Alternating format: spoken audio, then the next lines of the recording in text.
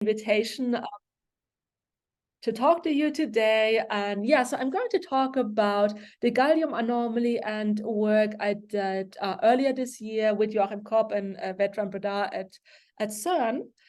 So let me start first with an introduction and tell you or explain to you what I mean with gallium anomaly. What are these gallium experiments?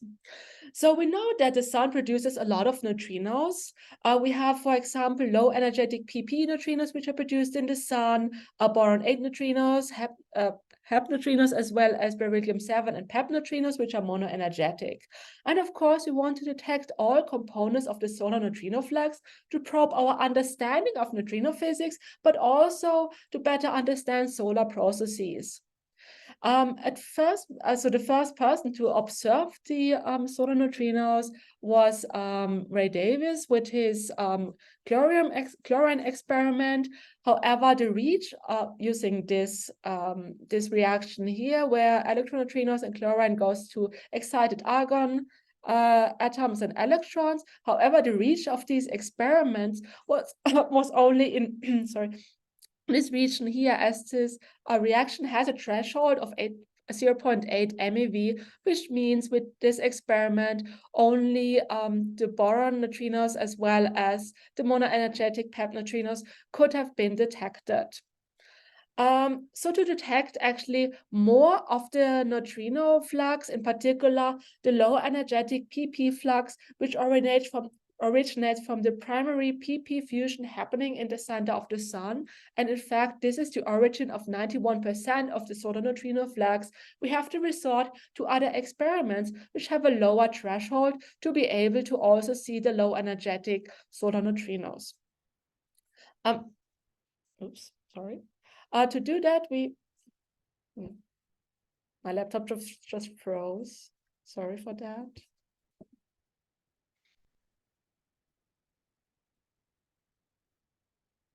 Okay.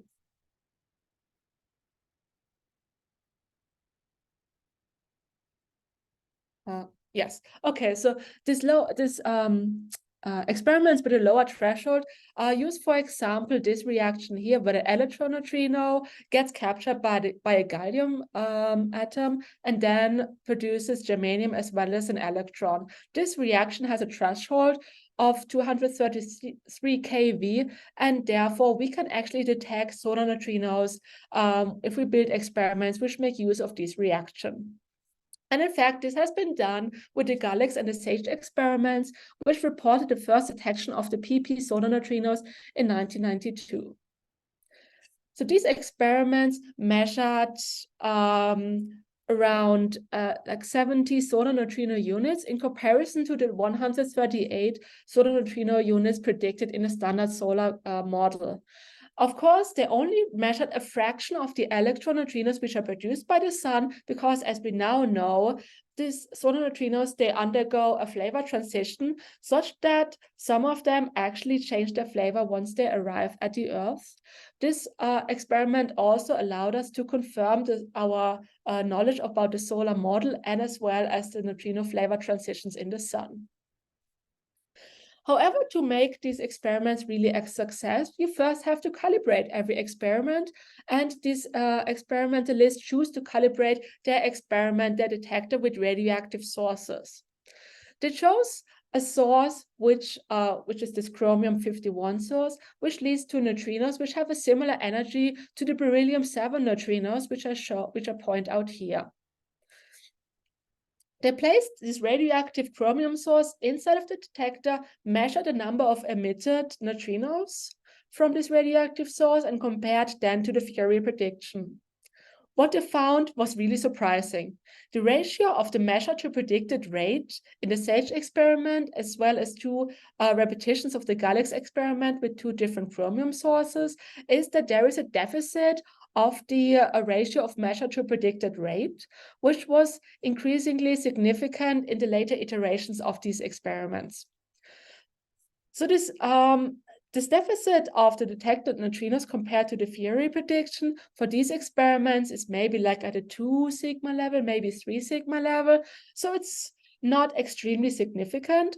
However, A few years ago, the BEST experiment, which stands for Baxan electron steroid transition experiment, Baxan experiment for steroid transitions, with a nice acronym BEST, actually redid the same experiment. So they also placed a chromium source inside of a gallium detector. And they also found a significant reduction of the detected neutrinos compared to the theory prediction. And this is shown here in the plot, where the y-axis is the ratio of a measured versus predicted neutrinos. And then you see different results for the SAGE experiment with the chromium source, Galax, with 2 chromium sources, as well as the BEST experiment shown here. If you combine all of these experiments, you find that we are actually missing around 20% of the predicted neutrinos, which also leads us to a significance for this deficit of neutrinos of more than 5 sigma. So this is very significant, and I want to point out that all of these experiments use chromium as a source, but SAGE also has one run where they use a different source made out of argon. However, in the following, I will focus on this chromium source, which was being used by the BEST experiment, which has also the smaller error bars. So what does this mean, this deficit?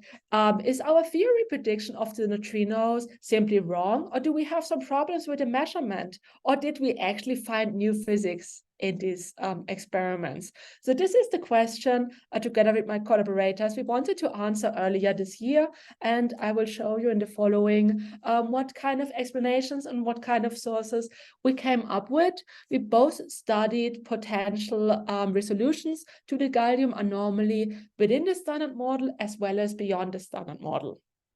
But let's first start in the standard model. Let's first see how these gallium experiments actually work. So you have a source, a chromium source, which decays via electron capture to vanadium and emits electron neutrinos. These electron neutrinos then get captured by gallium, which then produces germanium as well as an electron. And finally, you extract experimentally, radiochemically, the germanium atoms which have been produced. And in principle, you could imagine that at any of these stages, there are some uncertainties, something could go wrong. For example, we simply don't know the source activity of the chromium source as well as we think we do. Maybe we just don't know the neutrino detection cross-section on germanium as well on gallium as well as we do, or maybe we are simply completely misestimating our germanium extraction efficiency. So all of these things could be the underlying reason of the gallium anomaly, or maybe none of them is the reason. Maybe we understand the experiment perfectly. Maybe we have seen new physics. I will come to this later point later on. So let's first look at these 3 different potential problems which could arise. So let's start with the detection. So we need, for the detection of the neutrinos, we need to know the cross-section for neutrino capture on gallium-71. Again, the reaction is here. As input for the cross-section calculation, we have 2 contributions. We have the transition to the ground state of gallium to the ground state of germanium, for which the nuclear matrix element is the same as for the well-studied inverse process, which is electron capture of germanium. And then we also have another contribution coming from the transition of gallium to the excited state of germanium, which can only be calculated theoretically and has some sizable uncertainties. However, I would like to point out that even if this transition to excited states of germaniums exists, does not exist, this anomaly still persists.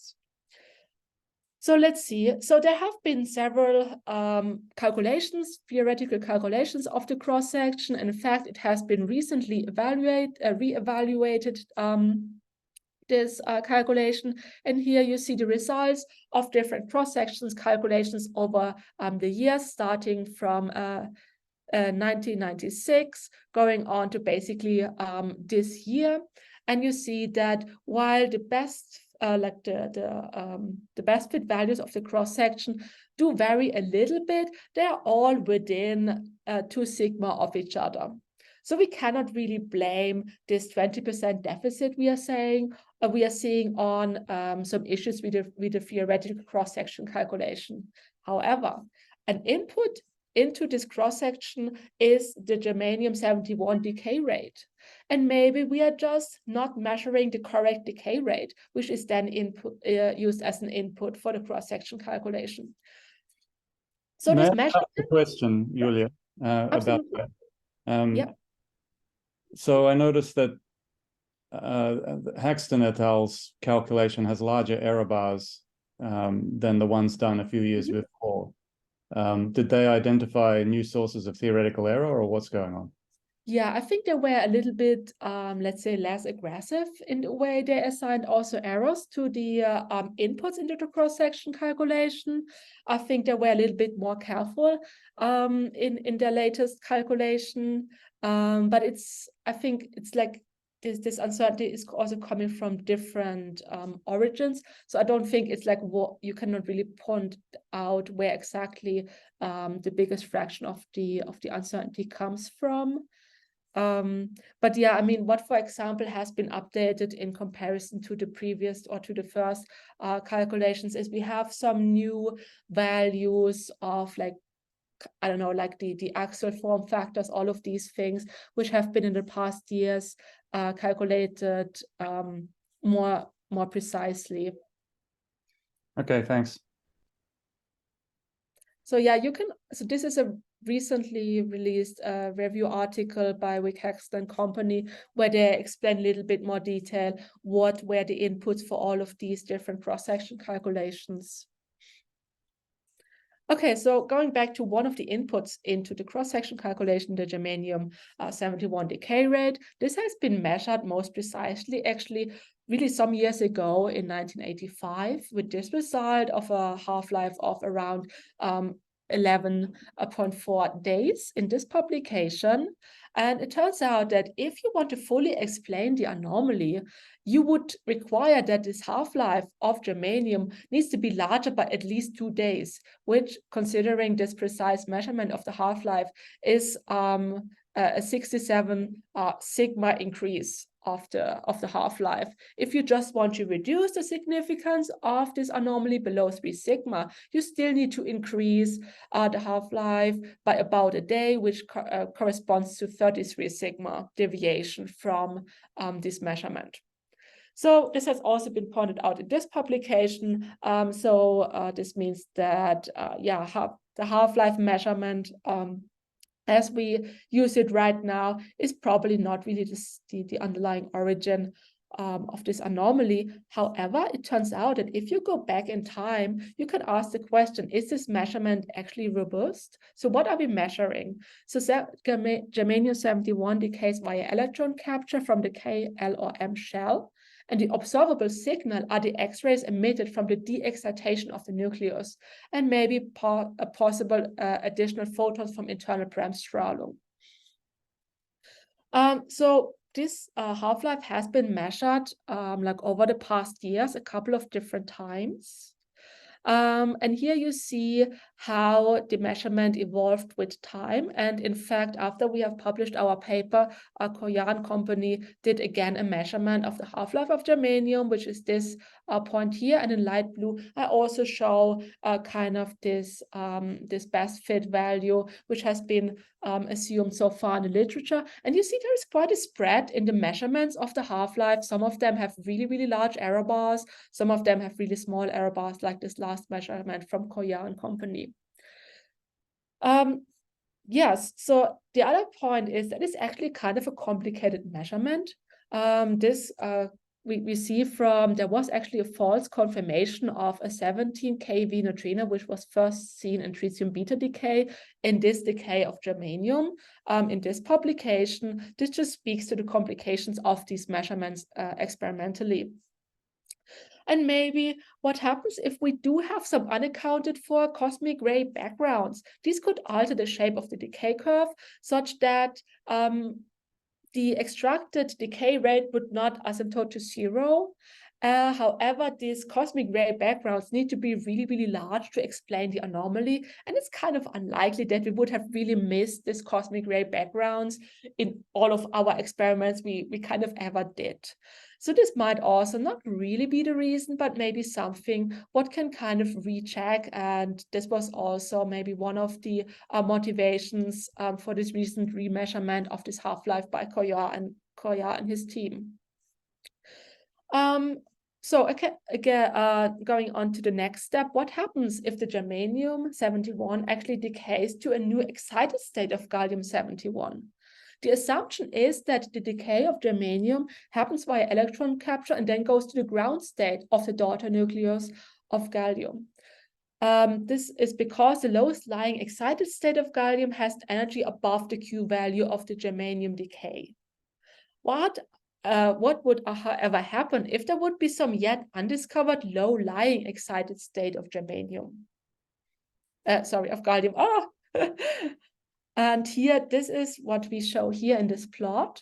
So this is a plot for the fraction of decays of ground state of germanium into ground state of gallium over the half-life of germanium. The standard assumption is that we have 100% of the germanium decays go into the ground state of gallium.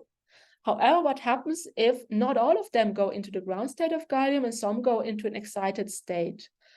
For example, if 20% of the germanium decays go into this new excited state, then we could reduce the significance of the anomaly to the 1 sigma level, which is shown here in green. And these other colors show the anomaly in like 3, 5, or 6 sigmas. But the question is, of course, how could we have missed the existence of such a new excited state in gallium? No answer to that. It's just an open question, but it's just like pointing out that if germanium is really decaying into a different excited state of gallium, we could actually really reduce this anomaly. Another way, this would, however, also impact the solar PP neutrino measurement done by these gallium experiments. So this would increase the extracted PP neutrino flux, which is in 2 sigma tension with the tight constraints we have on the PP flux, which come from the observed total luminosity of the sun. However, it's only a 2 sigma tension. It is not a 5 sigma tension like we have for the gallium anomaly itself, coming from the measurements from neutrinos from this chromium source. So there is an impact on the solar neutrino flux. We only see this anomaly if we introduce this chromium source inside of the detector, but we do not have an anomaly if we just consider the solar neutrino measurement. Okay, moving on. The next point of potential uncertainty or potential worry could be that we are just miscalculating the chromium-51 branching ratios. So the neutrino flux emitted from the source in this reaction, we need to know the intensity to really have a theoretical prediction of this neutrino flux coming from the source. And the source intensity is measured calorimetrically. The main heat source are the gamma rays coming from the de-excitation of the daughter nucleus, shown here.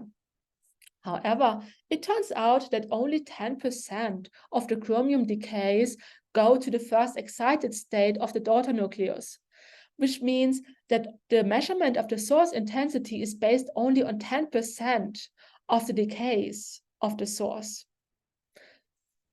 If we now miscalculated or mismeasured the branching ratio of chromium going to an excited state of vanadium by 2%, we would overestimate the source intensity, and we can potentially resolve the anomaly. This is shown here in this plot, where we show on the x-axis the branching ratio to an excited state of vanadium, and the y-axis is the energy emitted in the gamma rays from the de-excitation of the daughter nucleus. The standard assumption is that 10% of the decays go to the excited state. However, if we increase the branching ratio into an excited state by 2%, so from 10 to 12%, we can really decrease the significance of the gallium anomaly to 1 sigma. Another idea would be we can just, what happens if we increase the energy of the de-excitation gamma rays of the daughter nucleus, for example, from 320 keV to 360 keV, while keeping the branching ratio into the excited state constant at 10%, then we can decrease the significance of the anomaly to a 3 sigma level shown here in purple.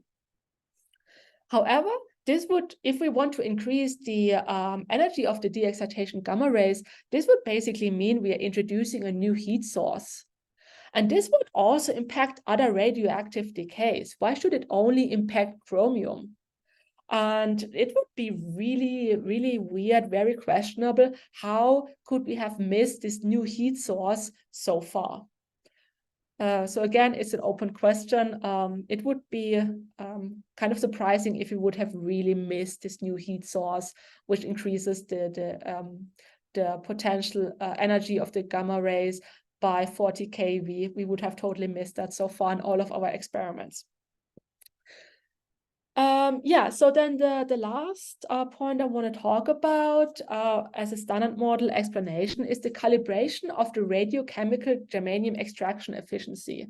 So the challenge in these experiments, in these gallium experiments, is that we have to extract order 100 germanium nuclei from more than 47 tons of liquid gallium. So this is a huge challenge. However, it has been demonstrated by the GALEX experiment as well as SAGE, and again by BEST recently, by introducing stable germanium into their experiment and then extracting it again. And it turns out they have an extraction efficiency of close to 100%. Also, the solar experiments of solar results of these experiments actually agree with other measurements. So if the extraction efficiency would be much, much worse than what they expected, then also the solar results of these experiments would be off. Again, as I showed a few slides ago, actually the solar results do have a little bit of uncertainty, so there might be a little bit of wiggle room as well. Yes, so here in this plot, we show the significance of the anomaly over the germanium extraction efficiency, which from calibration experiments was determined to be 95% with some small uncertainty. If we now reduce the extraction efficiency to 75%, we could really totally resolve the anomaly. However, this would also mean that maybe there is some unidentified route for stable germanium to enter the detector to really reduce this extraction efficiency by 20%. And the amount of extra germanium needed to really reduce this efficiency corresponds to 10 to the 17 atoms, which is a lot and actually much more than could, for example, be produced by the activation of coming from like cosmic rays hitting the detector. So it's, yeah, so we don't really have an idea where or how more germanium could enter the detector and to really reduce this extraction efficiency by 20%. Yeah, so moving on from standard model explanations to beyond the standard model explanations, and very early when SAGE and GALEX came out with the results, showed this 10 to 20% deficit in neutrinos. The first thing people were thinking about was actually what happens if we have a sterile neutrino in nature which mixes with the electron neutrino. Then the electron neutrinos, which get produced in the decay of the source, could oscillate into sterile neutrinos, such that the survival probability of the electron neutrinos gets reduced depending on the active sterile mixing angle theta, as well as the mass splitting between the sterile state and the active neutrinos, delta m squared, and depending on the distance the neutrinos travel as well as the energy. And here you should see in this plot, a plot by the best collaboration, where they show the region of sterile neutrino parameter space, which can explain the anomaly. And you see that you require a very large mixing angle, sine squared 2 theta, around like 0.3, maybe even 0.4, and sterile neutrino mass splittings around the EV scale, and they can actually have mass splittings going up to like 10 EV and so on. So, of course, you have to wonder, are such sterile neutrinos, light sterile neutrinos with such a large mixing with electroneutrinos actually allowed if we look at all the global neutrino data? And the answer is no. It's actually ruled out, in particular because other neutrino data sets like reactor experiment, beta decay experiments, solar neutrino experiments, as well as cosmology don't really show any anomalies, or at least not significant anomalies. And here in the plot, you see the exclusion bounds from these reactor experiments, tritium as well as solar experiments, which really rule out this green region here, which could explain the gallium anomaly.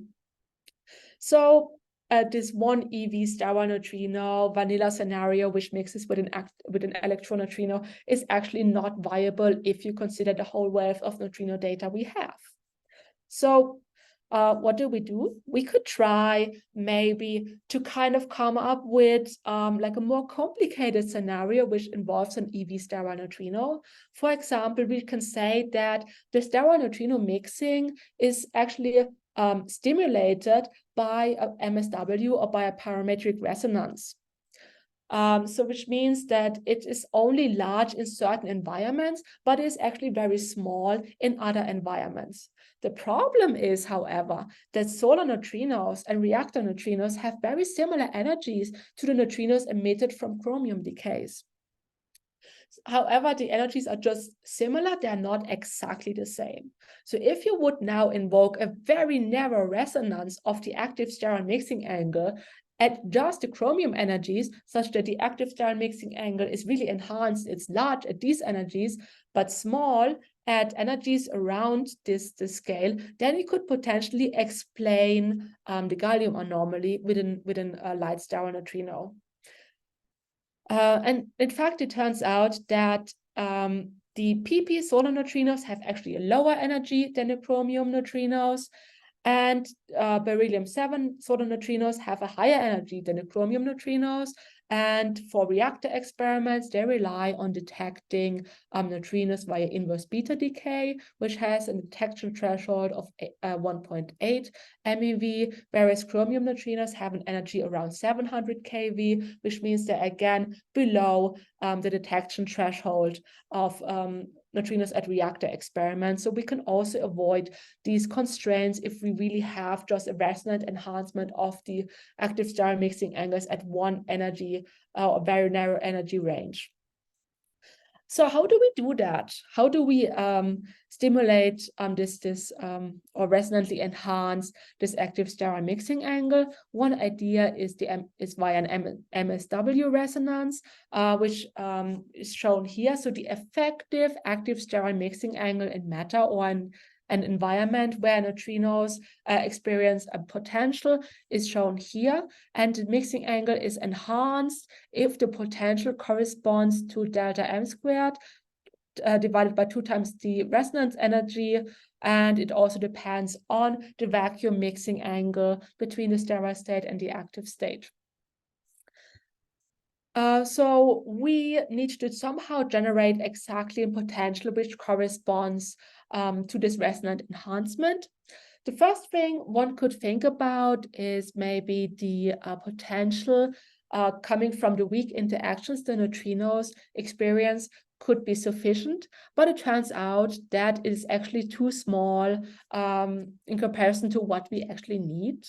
So what we did is we introduced a new interaction with an ultralight dark matter particle, a vector particle, which couples to sterile neutrinos as shown here.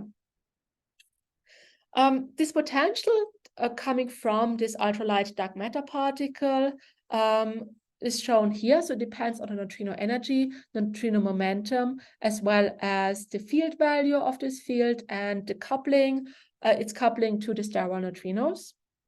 We are going to treat this dark matter particle as a classical field with an amplitude polarization vector. So we need to assume that it's actually polarized.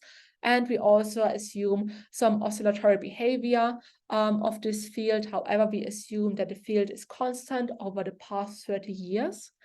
This is because these gallium experiments have been conducted over the past 30 years. All of them saw this deficit, so we don't want that this dark matter field is actually oscillating very quickly, because then we would only see a deficit, this anomaly, in some years, but not in others. And then finally, we assume that this dark matter particle only constitutes 1% of the dark matter density, because there are actually some constraints coming from Lyman alpha forest, for example, on these dark matter particles. So what we then get is shown here in the plot. Julia, I have another question. So yeah, how does the phi mu interact with normal matter? Yes, so we assume it's not directly coupling to normal matter. It's only coupling to the sterile neutrinos. But the sterile neutrinos themselves, they are mixing with the active neutrinos. So the vacuum mixing angle we are assuming is 0.2 degrees. So it's very small. However, it is actually large enough such that, let me jump here to this slide, such that actually in the early universe, in particular, once we encounter kind of this resonant enhancement of the active sterile mixing in the early universe, we have an adiabatic conversion of the active neutrino into sterile neutrinos. So even though we don't have a direct coupling of phi to active neutrinos, for example, via the mixing, and especially when the mixing is resonantly enhanced, we are coupling phi also to at least to the active neutrinos directly. But it's not coupling to the other fermions. It's not coupling to charged particles. Okay. Yes, so in this plot, we show the electron-neutrino survival probability over the neutrino energy. What I show here in green, so this is the preferred region for which is required to explain the gallium anomaly. So again, to explain the gallium anomaly, we need that the electron-neutrino survival probability is around 0.8, so a 20% deficit. In purple, I show the our predictions in a model where we have this MSW resonance, and we see that the electron-neutrino survival probability is 1 until we really hit this resonant energy, which is the energy of the neutrinos coming from the chromium decay, which is shown here in cyan. And then for larger energies, again, the electron-neutrino survival probability is 1. So there is basically no effect of the sterile neutrino apart from this region here, exactly around the energies of this chromium source. I also show here the energies of an argon source. Only SAGE used an argon source so far. They did see a deficit, but it's not very significant.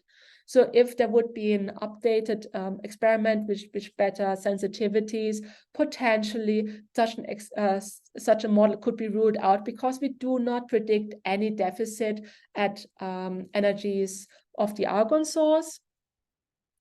And then I also show here in purple dashed, this is the electron-neutrino survival probability in the sun. And I compare here in red to the PP solar neutrinos as well as the beryllium-7 neutrinos, which again are actually kind of far away from the energy of the chromium source. So again, for these at these energies, so for solar neutrinos, we basically predict the same as we predict in the standard model, so without the presence of a sterile neutrino. I also show here in blue the reach of CNO neutrinos, which were only recently observed by Borexino, but these neutrinos actually cover a very large energy range. And if we would have a very precise measurement of the CNO neutrinos, we could also probe this model as well. Then there are also constraints, terrestrial constraints from neutrino oscillation experiments on couplings of a dark matter or ultralight dark matter particle to neutrinos. However, these constraints, these experiments only probe the coupling of a dark matter particle to active neutrinos, whereas in our case, we are coupling the dark matter particle to sterile neutrinos, and the sterile neutrino and the active neutrino mix only very weakly unless we are exactly at this resonant energy. So we can alleviate, or we can actually avoid all of these constraints we have from terrestrial experiments on the coupling of dark matter to neutrinos. However, I a little bit alluded to that already. During the evolution of the universe, we find that at a certain redshift, the potential, we find this resonance condition again. So at some redshift of 7,000 actually, we will have an adiabatic conversion of active neutrinos into sterile neutrinos. Now, neutrinos decouple from the standard model around BBN, so like redshifts of 10 to the 10. So at redshift of 7,000, neutrinos have already decoupled, which means what we are predicting is just kind of a shift of the components in the decoupled neutrino bath. So we suddenly have more sterile neutrinos than active neutrinos in the neutrino bath, which leads to a reduction of the number of effective degrees of freedom in comparison to the standard model predicted value. So this would actually rule out our model unless we introduce a new decay channel of the sterile state, such that even though sterile neutrinos get adiabatically produced from active neutrinos, if the sterile neutrinos decay quick enough into a new scalar and active neutrinos, we are not going to predict a reduction of the effective degrees of freedom in the universe at CMB times. So this is a way to avoid also this cosmology constraint. And in the end, we find that with this model, with this fine-tuned MSW resonance at the chromium energy, we can actually successfully explain the gallium anomaly. We are consistent with terrestrial probes of couplings of this dark matter particle to neutrinos, and with a small extension, so this new decay channel for the sterile states, we can also avoid any constraint from cosmological probes. However, we can probe this model in the future by observing CNO neutrinos, which span really a wide energy range, and we can also probe these models by using gallium experiments with this argon source, which has a slightly higher energy, while we don't predict a deficit of neutrinos, or we could also use a zinc source. This was actually something which has been brought up already years ago when Galax and Sage were actually running. Zinc produces neutrinos which have an energy around 1.3 MeV, so they would be off the plot around here. And again, for such high neutrino energies, we don't predict this resonant enhancement of the oscillation probability. So we expect to not see a deficit either if we use a zinc or argon source. Now, instead of using an MSW resonance, we can also use a parametric resonance. To introduce that, we couple an active neutrino and a sterile neutrino to an ultralight scalar or an unpolarized vector in this case. Here I'm just showing the coupling to an ultralight scalar. This then leads to flavor transitions between the active and sterile states, even in the absence of vacuum oscillations. So this is kind of similar to Rabi oscillations in atoms subject to an oscillating electromagnetic field. And for us, in this case, the external oscillating field is the ultralight dark matter field phi here. This resonance condition is shown here. So we need that the mass of the scalar square divided by the neutrino energy is, sorry, the mass of the sterile neutrino square divided by the neutrino energy is the mass of the scalar divided by 2. And if we have this resonance condition fulfilled, we can really resonantly enhance the active sterile mixing angle. And the oscillation probability at the resonance will be controlled by this epsilon parameter. So again, it depends on the coupling of this ultralight scalar, the mass of the scalar and the sterile, as well as the energy density of this dark matter particle. Now, a similar plot again, it looks very similar to what I've shown before. Again, we have some resonance only at the chromium energy, shown here again in purple. We don't predict any deficit, any electron-neutrino disappearance at higher energies or lower energies. And to make this model work, what we actually need is that the sterile neutrino has a mass of 10 eV, the coupling is 10 to the minus 3, and the mass of the scalar neutrino, the scalar dark matter candidate is of the order of 10 to the minus 5 electron volt. Again, we can explain the gallium anomaly with that, and we are also in agreement with terrestrial constraints as well as cosmology in this case. And then finally, let me touch on to a decaying sterile neutrino. So we know that so a very short-lived sterile neutrino. So we know like the vanilla sterile neutrino scenario is actually, it doesn't really work if you look at other constraints from pseudoneutrinos, from reactor experiments. However, if we envision we have a very short-lived sterile neutrino, which just decays outside of the detector in gallium experiments, and then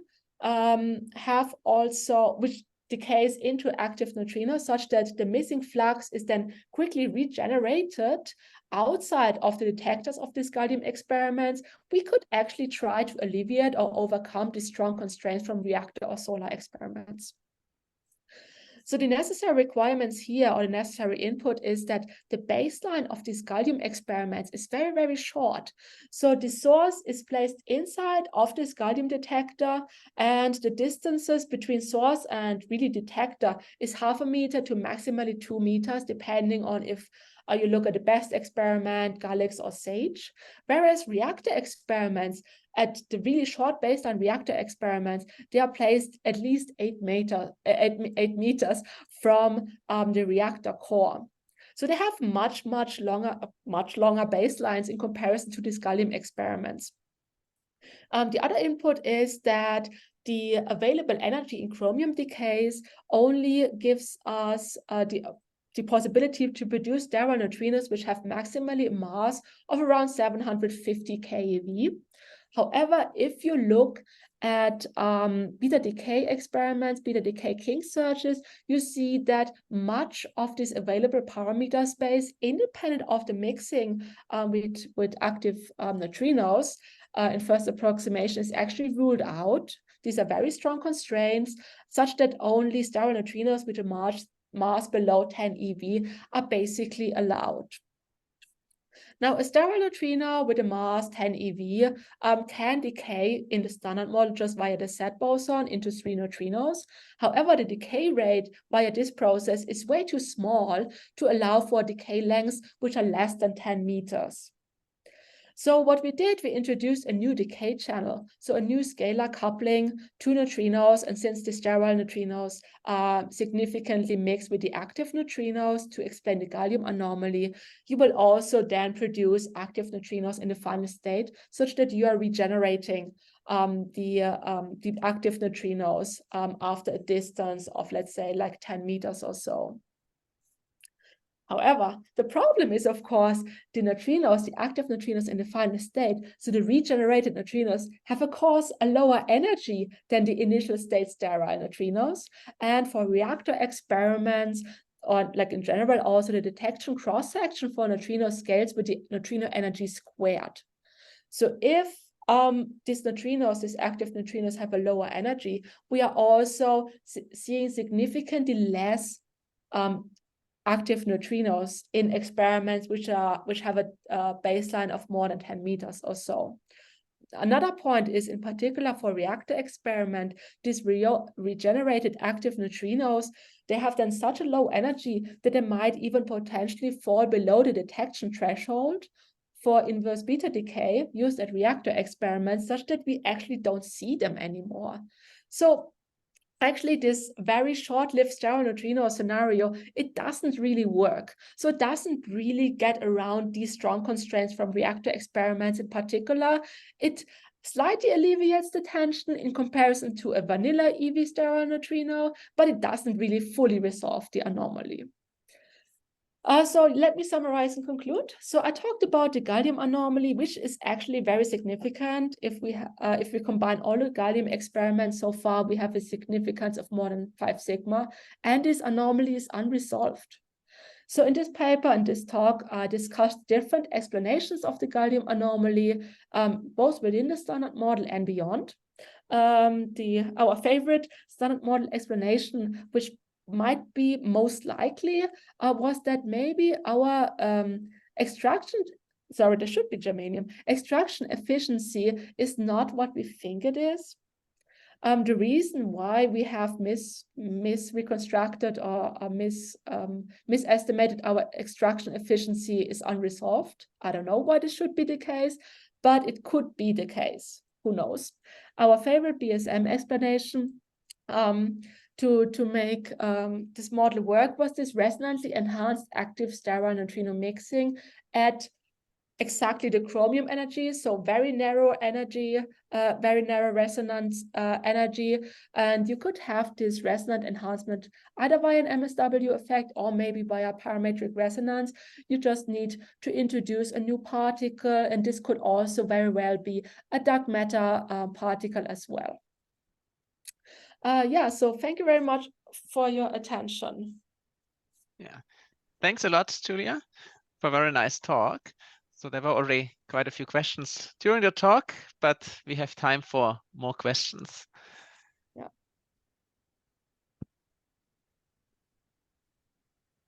Maybe I can check my understanding. Yeah. Going back to the MSW effect, I think what I missed was, but you correct me if I'm wrong still, the phi mu is not just the dark photon, it's actually the dark matter. Is that right? Mm-hmm.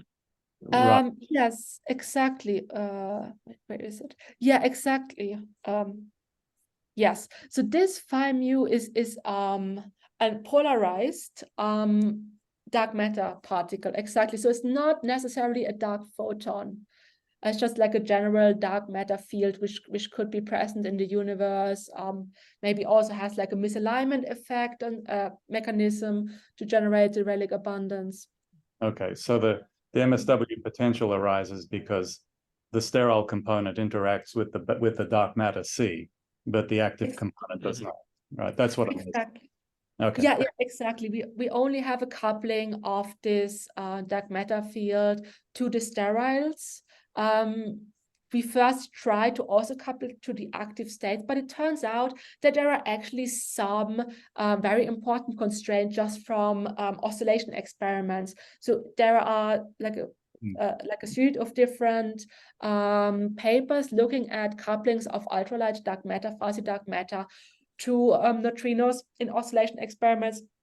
So you would see definitely effects, and the constraints are actually kind of strong, but we can really get around these constraints by only coupling this oscillating dark matter field to sterile neutrinos, which then very weakly mix with the active neutrinos. And in fact, we don't need to have large active sterile mixings in vacuum, where vacuum basically means all energies which are not exactly at the chromium energy.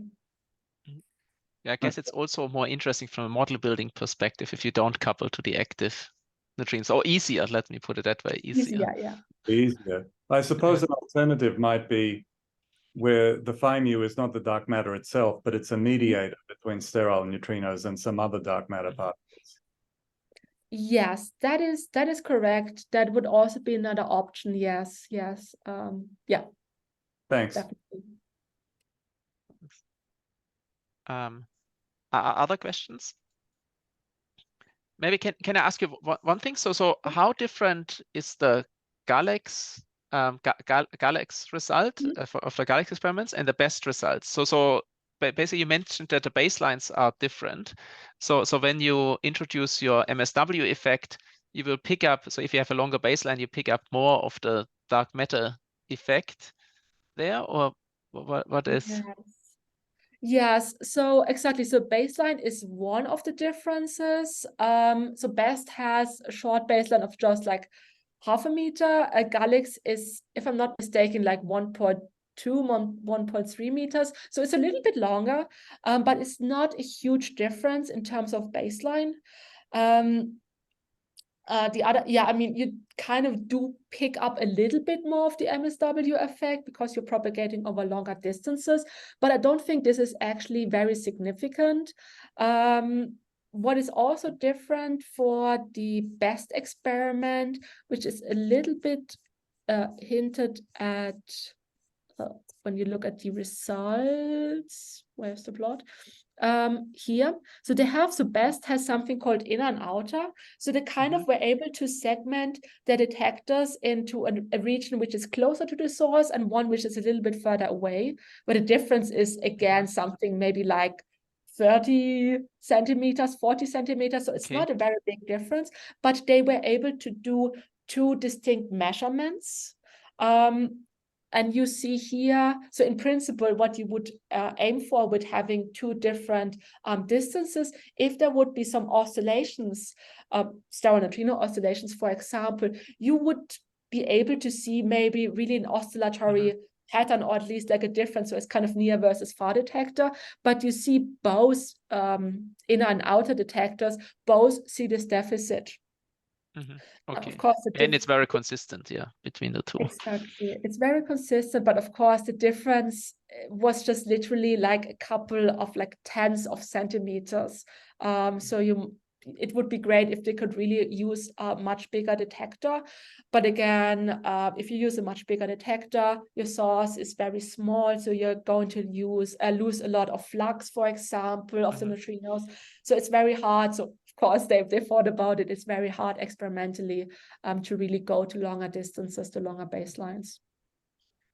Okay, thanks. And the extraction works the same way in both? Because you mentioned in the end that the extraction could be the main, exactly, the preferred standard model explanation. Exactly. No, so it's basically the same. It's this radiochemical extraction, and the BEST experiment are really kind of set out to kind of repeat the Galax experiment, but doing it like in a more modern way, like better, with more precision maybe, with like more techniques, better techniques, but the extraction is still radiochemical, is still in the same way it has been done for Galax and SAGE and so on. Yeah. Okay, thanks. Are there other questions?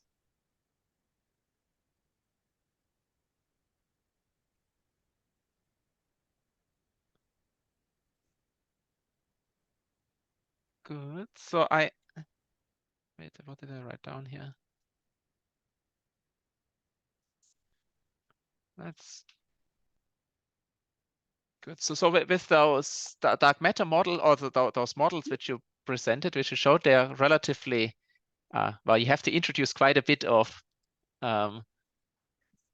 ingredients to get it to work. So what's your preferred solution overall? Yes. So yes, because in this paper we were looking at so many different possibilities. At the end of the paper and also at the end of the talk, let me just get there. We also had like a table where we reviewed all of them and gave stars. So we ranked them. And I actually really like the one with the resonantly enhanced active sterile mixings, because if we were really able to use dark matter fields, which give then rise to this potential, we can also explain dark matter, or at least fraction of dark matter for the MSW. So yeah, so these were the standard model explanations. So the BSM explanations, I kind of like the ones where we have this resonant enhancement via this parametric resonance or via this MSW, but you have to admit there is some fine-tuning involved, and as you say, you have to put in quite a few of ingredients, and it's not like you have a huge parameter space where everything works. But it's kind of nice because we did find kind of models which do work, whereas the vanilla EV star neutrino, where you just have a star neutrino and it is what it is, this, I mean, it got our lowest ranking. So that is really strongly disfavored. So it's kind of good to think what else could be the underlying reason for this 5 sigma deficit. I mean, it's really significant. But yeah, I mean, one of the conclusions we certainly had, and I hope I transmitted that, it is not obvious what is going on. Also, just in terms of like explanations within the standard model, it's not that we can say, obviously, you have miscalculated the cross-section for the process. It could, I mean, none of them really have got our highest ranking. It could well be that maybe it's also just a mixture of different things. Okay, yeah, that's what I wanted to ask as well. So actually, yeah, so it could be a mixture of different. So that's many small effects from in the standard model. Let's say. Exactly, it could well be many small effects. But you know, for some of these things, it's kind of difficult to imagine that we really mismeasured maybe the germanium half-life to this amount. Even if like a 1 or 2 sigma effect would come from like this half-life of germanium, we would need really a significant bias in these experiments. And we have done so many nuclear physics experiments, so many half-life measurements before. If it's something systematic, we would be off with basically all the elements we have measured. If it would be something just related to germanium or just related to chromium, it begs the question, why is germanium or gallium or chromium or so special? Maybe it is, I don't know. But it's a little bit unsatisfying, and I hope our paper kind of maybe encourages maybe more model builders, maybe more experimentalists to kind of remeasure some of these things we pointed out, but also maybe model builders to come up with better solutions, better models, or maybe more efficient models which are not as tuned, where you don't have that many ingredients, and which you maybe can probe also in different ways. Yeah, true. No, it's very puzzling what it is. It's very puzzling what it is. It's not clear. I have a question. Yes, yeah, please. Yeah, while doing these experiments, did they consider that those neutrinos maybe are getting just scattered? Means when neutrinos are reacting with gallium, they are not producing germanium; they are just getting scattered. Means did they consider these channels also? Means while doing these calculations. Yeah, so that's a good point. Yeah, so that's actually a very good point. Yes, so I want to say that scatterings have been considered and have been taken into account. However, since also the kind of the density of the detector, kind of the distance the neutrinos propagate in a detector is like really of the order of a meter.